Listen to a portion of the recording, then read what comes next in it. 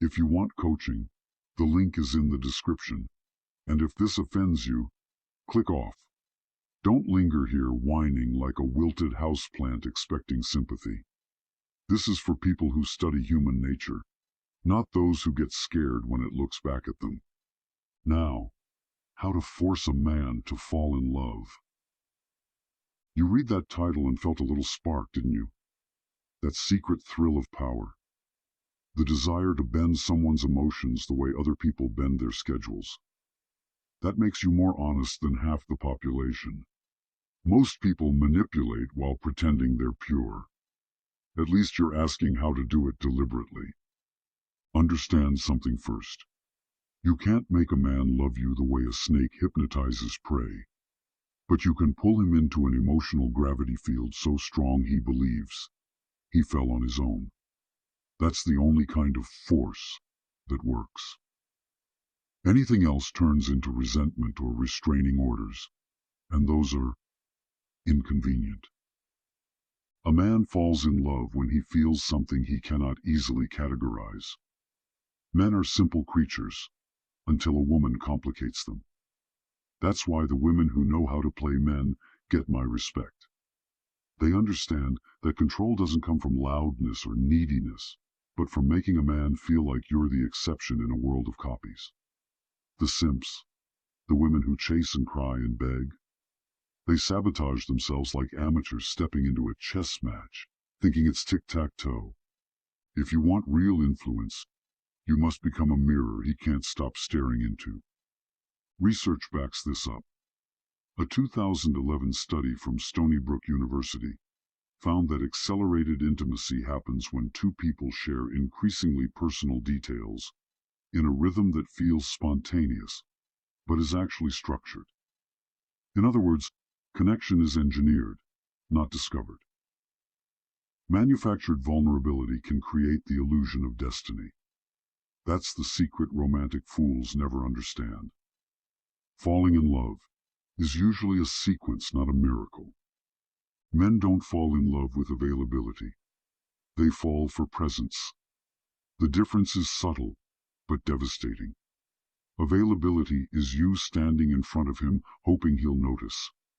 Presence is you stepping into his world as if you already belong there, moving through it with a quiet confidence that makes him question whether he's the one being pursued or the one doing the pursuing.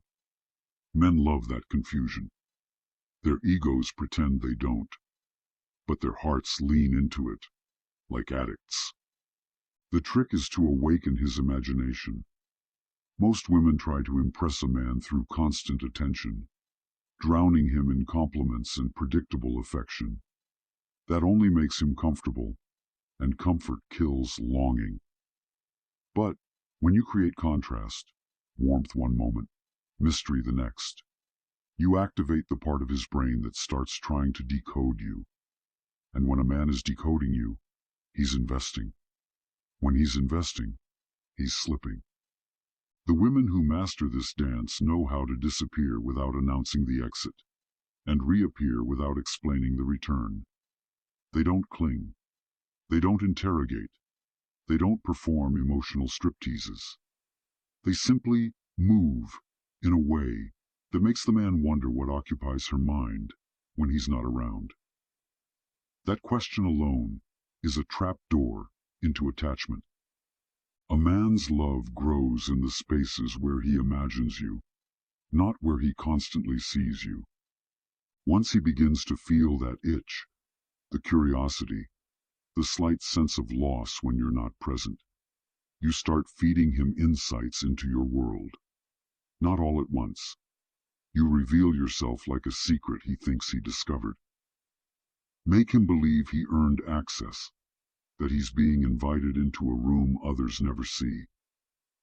Nothing enslaves a man faster than the idea that he unlocked a part of you that is otherwise guarded. If you want him addicted, become rare. If you want him devoted, become unpredictable in how you make him feel, but consistent in the fact that being around you elevates him. He won't leave the source of his own emotional high. People rarely do.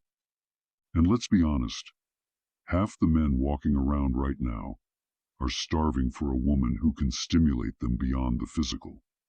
Most are surrounded by women begging for attention, women who crumble under the slightest hint of distance, women so desperate they hand their power to men who haven't even proven they deserve eye contact. Be better than that. Be strategic. Be someone he has to rise to meet. Now here's your homework. For the next week, practice controlled revelation. When you talk to a man you're interested in, share one thing personal each time, something small, but layered. Then pull back slightly. Not as a game, but as architecture. He should leave every interaction with you feeling like he has a piece, but not the full map. That alone will pull him closer. If you liked the video, subscribe. If you didn't, why are you still here? I told you at the beginning to leave if you can't handle this. Now tell me in the comments, have you ever made a man fall harder than he expected? And did you do it on purpose or by accident?